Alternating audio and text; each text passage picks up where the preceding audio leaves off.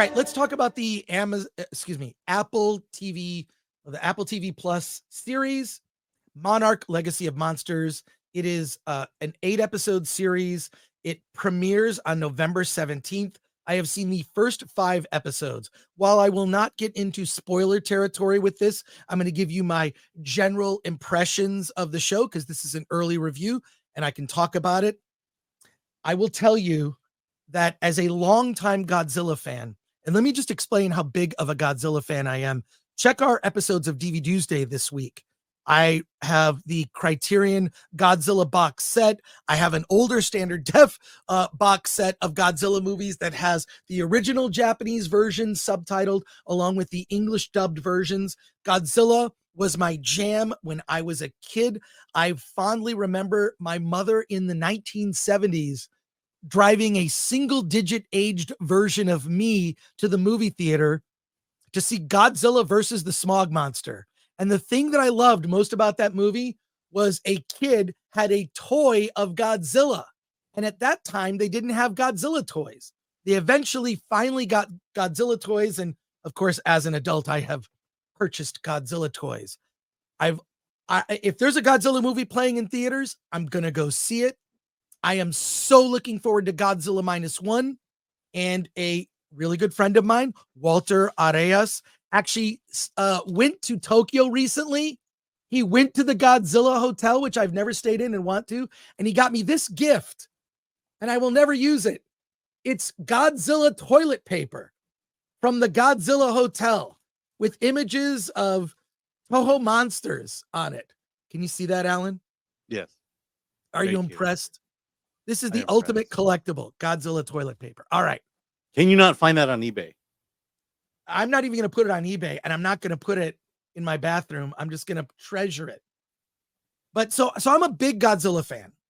And to let people know, Monarch: Legacy of Monsters is set in the chronology. It's not the Toho Japanese Godzilla movies. This is it's in the timeline of the legendary, Godzilla films, starting with the 2014 Godzilla directed by Gareth Edwards. So it's in that chronology. So anything that happened in the Toho Monsterverse doesn't count. It's not a part of it. This is part of the Monsterverse, which includes the Godzilla movies with Godzilla King of the Monsters, and King Kong versus Godzilla. Okay, so that's where we're at. And what I was most looking forward to in Monarch: Legacy of Monsters was Godzilla being in the series. And like an impatient child, which I was whenever I would see any Godzilla movie, I'm like, can we get past the human scenes and just get to Godzilla doing Godzilla stuff? There's not enough Godzilla in this series. Godzilla appears in a flashback to the 2014 events in the first episode. And we meet Kate Randa, whose father has passed away under mysterious circumstances. She flies to Japan, and she has a mysterious set of keys where she goes to an apartment and opens the apartment to learn that her father had a completely different family. Another wife that was kept hidden, and a son named Kentaro. And now Kate and Kentaro are on this journey with Kentaro's girlfriend, May, played by Kiersey Clemens, who is a hacker. And they're on this journey to discover what happened to their father. They then meet Kurt Russell's character, Lee Shaw is his name, and he's being kept at a facility. Why? He knows too much. He has a tracker on him. And he breaks out of this, and they go searching for monsters in Alaska. This all takes place, by the way, over the course of 5 episodes. All right. What Monarch: Legacy of Monsters is a melodrama as we begin to see Lee Shaw's story, Kurt Russell's character's story. In the present, he's supposed to be 90 years old. I don't buy him being 90. Okay. They even make a joke about it in the show. So Lee Shaw in the past, around the 1950s, is actually played by Wyatt Russell, which is Kurt Russell's son. So that's a very clever thing that they do, which I think was well played. So they're cutting from the past, which is Lee Shaw and a young woman that he's very interested in, Hiko, played by Marie Yamamoto, and they're discovering this world of monsters beneath the surface of the earth. This is all happening in the 1950s. And what do? Well, we're basically going to blow up Godzilla with a nuclear bomb, because Godzilla eventually does appear and they're going to nuke Godzilla, which was actually not the plan. The plan was eventually, of course, typical scientists, they want to study Godzilla. They don't want to blow Godzilla up. The problem I have with this series is that it is all about Monarch and the little machinations of Monarch. We meet a lot of the sort of mid-level people at Monarch, and there's all this intrigue and suspense. We've got to get this rogue group of people, Lee Shaw with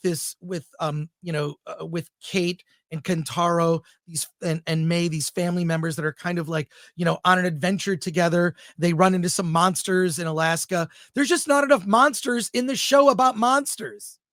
And it ends up being so much melodrama. There's a whole thread where we see how Kentaro and May, his girlfriend, met, because Kentaro is this artist who's got this art opening. He meets May, this young girl who's a hacker, and they have this romance that I don't buy at all. It's incredibly stupid.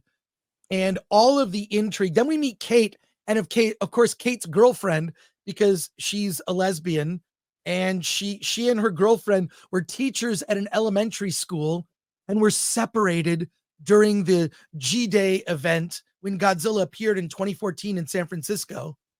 So they kind of recount those events and what was happening to other people, but it's not even about Godzilla. And it doesn't even do a good job of world building. In like the 5th episode, there's this fake commercial you can see in the background for like, hey, don't worry about monsters, get your underground shelter.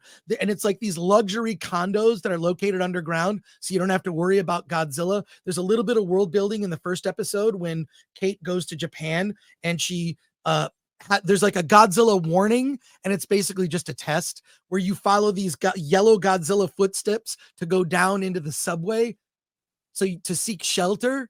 But there's not, like, I think the world would be very different if there were monsters in the world like this, and Monarch would have a very different mission. So it's about all the intrigue of Monarch, which is sort of like the X-Files, but it doesn't focus as much on the monsters. It's about melodrama. I was really disappointed. I'll probably finish watching the show. There's like 3 episodes left. And I do have Apple TV Plus, so why not? But I was really disappointed that there wasn't more Godzilla in the show that's supposed to be about Godzilla. Alan, what are your thoughts? How was the melodrama? It was not even good. It was so forced. Oh, are we talking Ahsoka type melodrama, or are we talking at least halfway decent? It's not even good melodrama. Like, Kate and her girlfriend, and they're kind of living together, but there's a suitcase because maybe she's going to move out. Like, if I start to explain it to you, it's CW show level melodrama. Wow. Like, so the main conflict of the show is about the main conflict of any given episode isn't about monsters or threat or intrigue. The main drama of the Monarch Legacy of Monsters show, the main conflict of any given episode, is some melodrama. Oh my God, I found out my father had a secret family. Oh my God, my girlfriend. I have regrets about the girlfriend I kind of abandoned in San Francisco during Godzilla, when Godzilla attacked. Oh my gosh, the way we met, I didn't treat this girl well. It's seriously really disappointing. And the thing is, this Apple TV Plus has done, like, Ted Lasso is very good show. It's not as if Apple TV Plus has not done really good shows, but my understanding is this is a different production company that did this.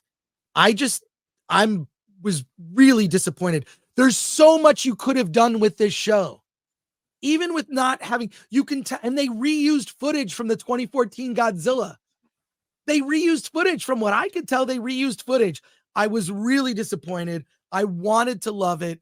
Look, I'm a guy that I have Godzilla toilet paper, okay, that I've collected. This is how much of a Godzilla fan I am. How did this get greenlit? Well, no, how did it get greenlit with these scripts? I know. Who pitched this? Guess what? We're going to make a Godzilla show. Like Godzilla maybe or maybe not will show up in the last episode. It's not as if the human story in a monster story, it can't be good. It can be good. It can be good. Okay. For example, I love Godzilla versus the Astro Monster when they go to Planet X with the black and white punk rock Planet X guys, and you hear about their betrayal of the human race. And who's in that movie? It's Nick Adams, right? I have no idea. That's the one with Nick Adams. There's the one with Russ Tamblyn, which is, of course, War of the Gargantuas. And by the way, a lot of people, I mentioned that in my background, you'll see things change. Right there is the original Godzilla from the 1950s Blu-ray is right there. A lot of you are not. I play a game where I change something in my background every week, and there's a DVD that goes right there. Do you see? And if you look close, it's the Godzilla Blu-ray. Anyways, colossal disappointment this show. I suffered through the first 5 episodes, and it doesn't even come out till November 17th. And they're not dropping all the episodes at once. So I'm fortunate that I got to watch 5 episodes. And I'm not giving away spoiler stuff, but I'll just say it's more drama and more melodrama than it is monster show. And I wanted at least a balance. Give me monsters, but make me care about some of these characters. They didn't do a good enough job of that. But Godzilla movies and Toho Godzilla movies from the past have made the human story actually intriguing. Geek Truth 64.